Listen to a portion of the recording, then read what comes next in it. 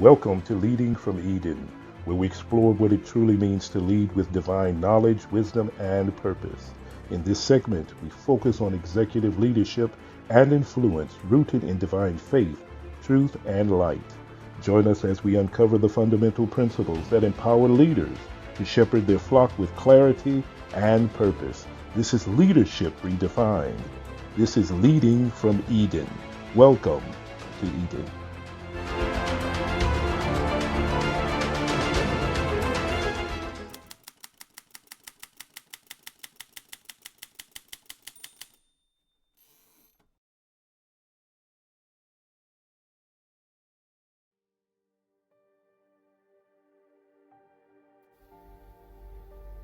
Understanding seasons. Everything in nature has a divine flow. It has a season. The trees have summer, autumn, winter, and spring. The butterfly has its own seasons of transformation. And so do other species, including us as humans. Like nature, our lives also follow a divine flow. We have our summers, our autumns, our winters, and our springs. Every season comes, and in the same way, it passes to make way for the next. Even the people around us have seasons. Some bring winters in our lives, and some bring spring, and the same people can bring different seasons according to where they are in their own lives. Ecclesiastes 3 reads, "For everything there is a season, a time for every activity under heaven."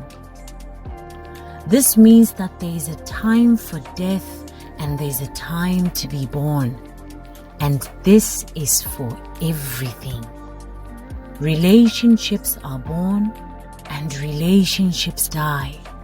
Ideas are born, ideas die. Habits and behaviors are born and they die. Networks and social circles also have seasons. Nothing exists without its own divine flow. So there is a time for you to experience the greatest joy that you have ever experienced in your life. And there is a time for you to experience the greatest sadness or sorrow or grief that you have ever experienced. That is life. And we all walk the seasons at different times in our lives because everybody's path is different. But in the end, we all enjoy the beauty of spring and withstand the cold winters. Understanding the idea of seasons is critical in how our life unfolds and in guiding what we do and when we do it. When we discern our seasons and those of the people around us, we can live in the divine flow. We move from fighting against the tide to moving with its flow, and from striving to soaring. And most importantly, we move from comparing our lives with others, but instead we listen to the rhythm of our own song.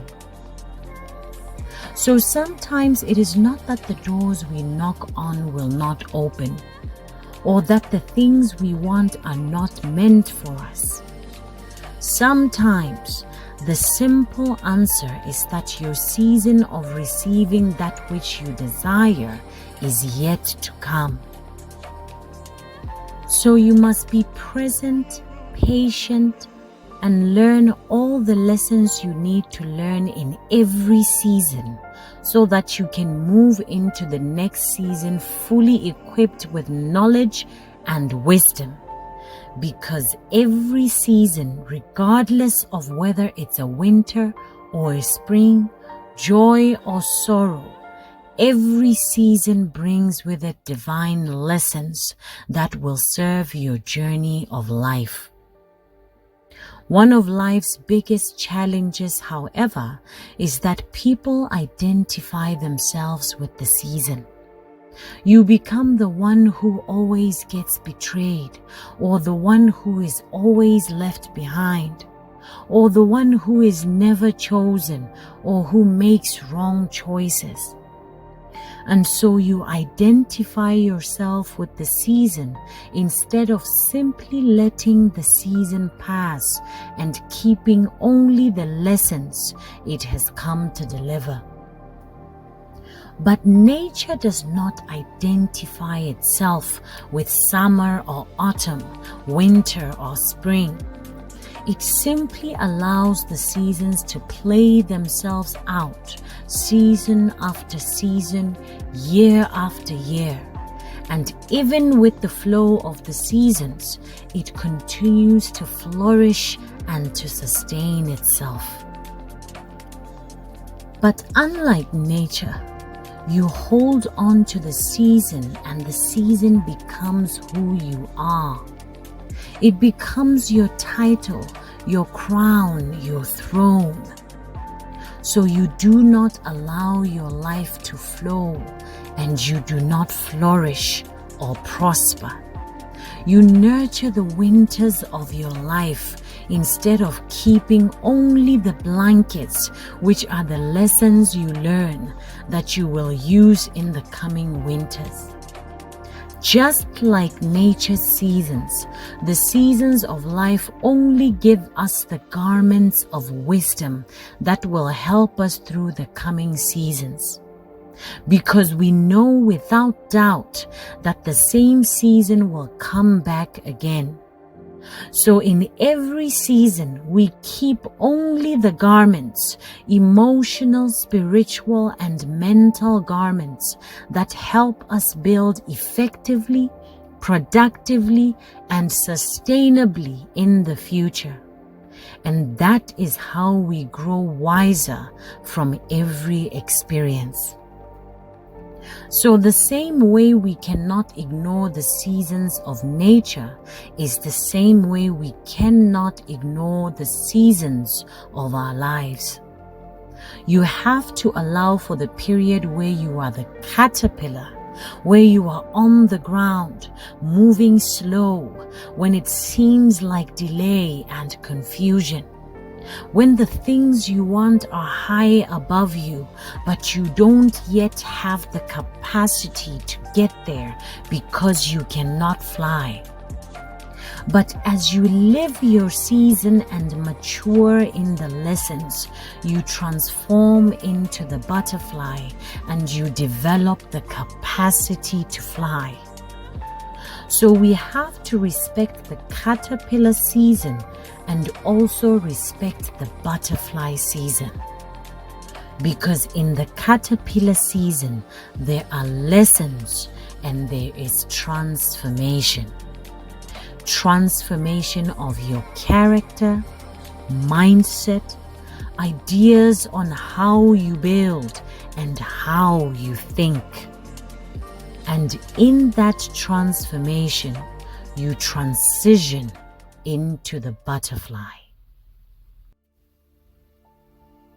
So what does it take? What does it take to shift from one season to another? What does it take to move from where you are to where you want to be? To transition from the wilderness to Canaan, from the desert to the land of milk and honey. Let's reflect on the account of the story of Moses and the Israelites. In the Old Testament, God calls Moses to lead the Israelites from Egypt to Canaan. But before they reach Canaan, God tells Moses that he would only see the promised land, but will not go into Canaan. and Joshua is called to take over after Moses dies. This story reveals to us two sets of mindsets, graces, and seasons: the Moses and the Joshua. Let's first look at the Moses mindset, grace, and season. There's a particular mindset that will take you through the wilderness, through the breaking, the battlefield, the conflicts, the challenges, and the difficult times. A mindset of day-to-day provision, of manna from heaven. A mindset of short-term consumption, of survival and sustenance.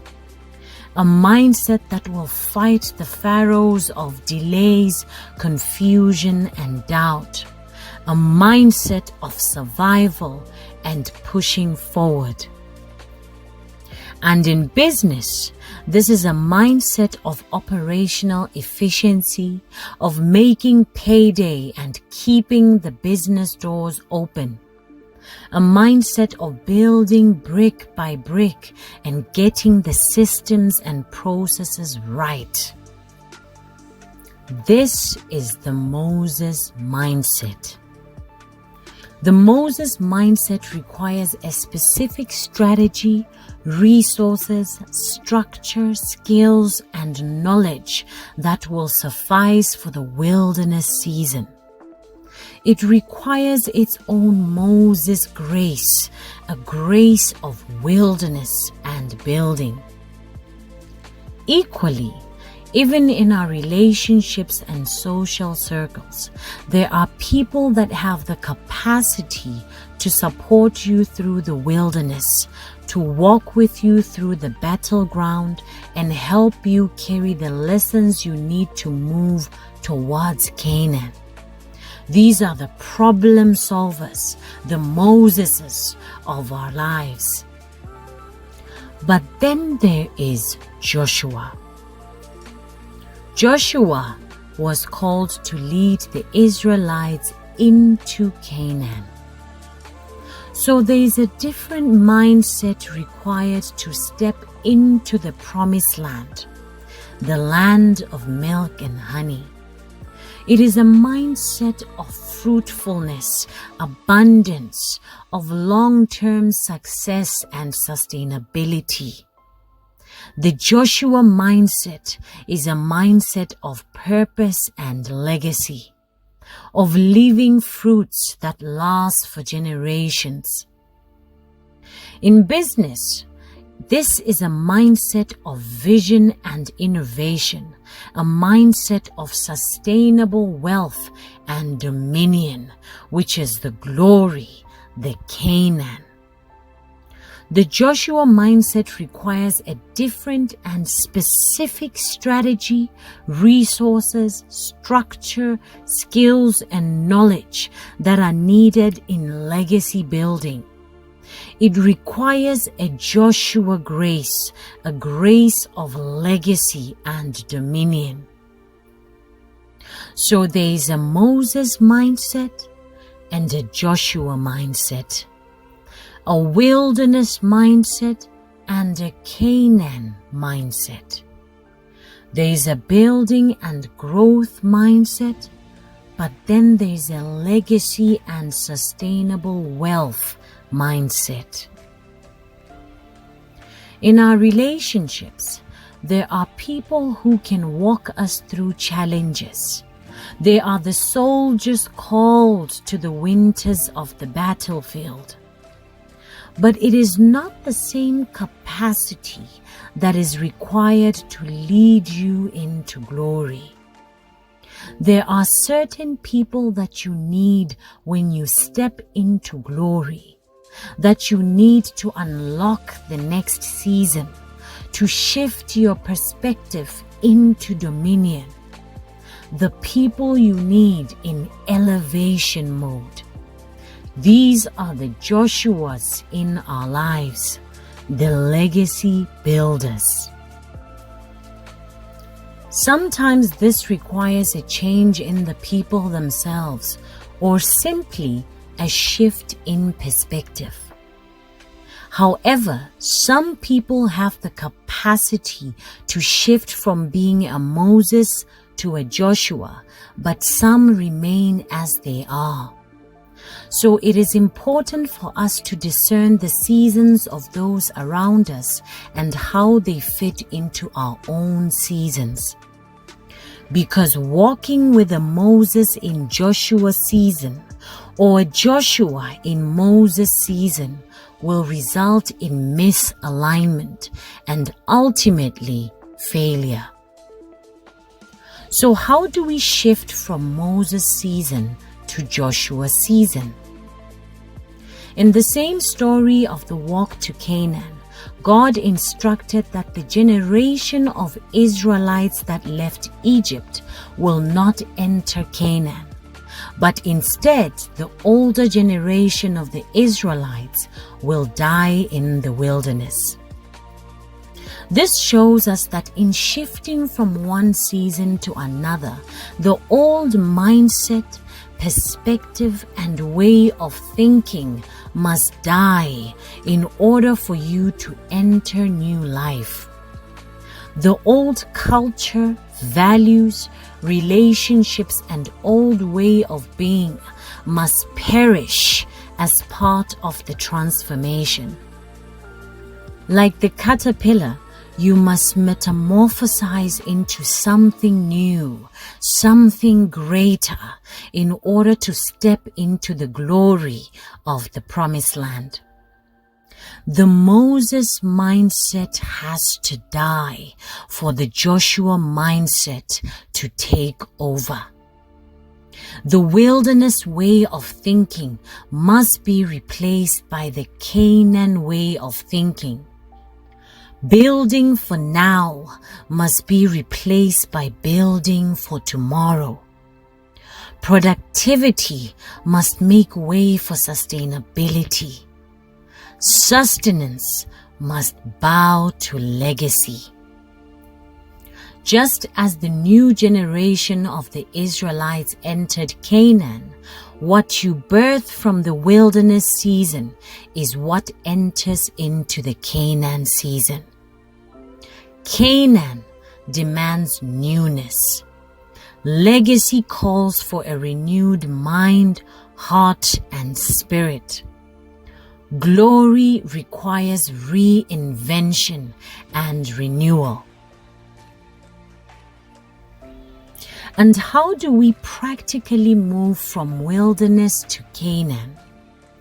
How do we elevate to the next season of glory? How do we get to not only see or dream of Canaan, but how do we get into the land and conquer it? The Bible requires us to be transformed by the renewing of our mind. So we must focus on 3 key goals. First, you must discern your purpose, recognize your oil, understand the place to which you are called, or the value of whatever you desire from life. You must know your promised land and learn your Canaan, what it demands, needs, and what it would expect of you. Remember, glory goes where purpose flows. Second, seek knowledge of how to conquer new territories and how to function efficiently in the new life you desire.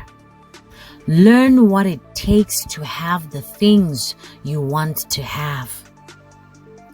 Third, you must seek wisdom and understanding on how to manage, multiply, and sustain the fruits of your Canaan.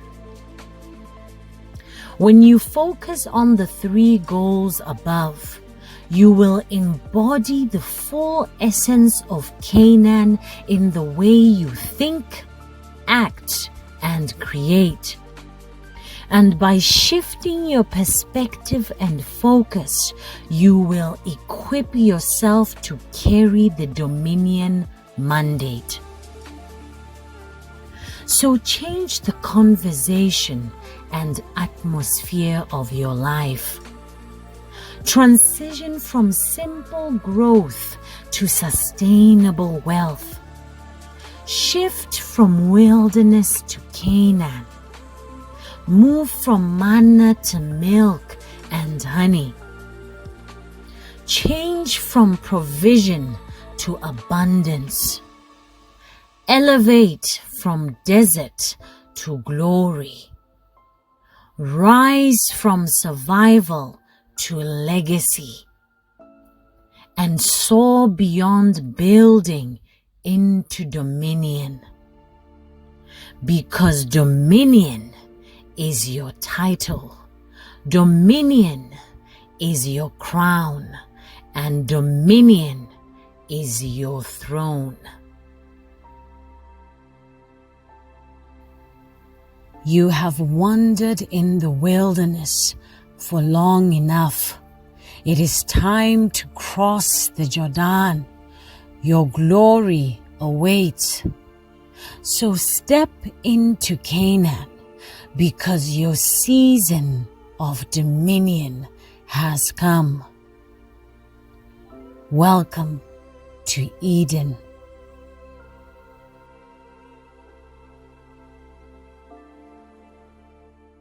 Thank you for listening to our presentation of Leading from Eden.